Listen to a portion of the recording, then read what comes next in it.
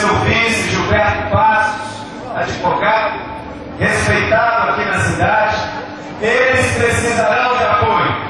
E eu estou aqui como vice-governador do Estado para dizer a todos que o Carlos contará com uma grande parceria do nosso governo. Nós já estivemos com o governador Renato Casagrande. O governador Renato Casagrande está neutro, ele não está atuando em campanha por causa da responsabilidade que tem com o governo,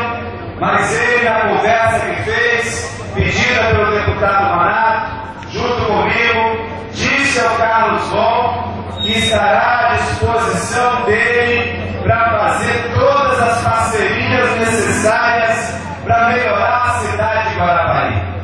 para viabilizar a construção do Hospital Regional em Guarapari, que é uma obra necessária, é o planejamento do nosso governo, e com a ajuda do Manato nós também vamos buscar recursos de Brasília, para iniciar e completar a grande obra do turismo de Guarapari, que é o projeto de revitalização do canal. Quase 40 milhões de reais de investimento,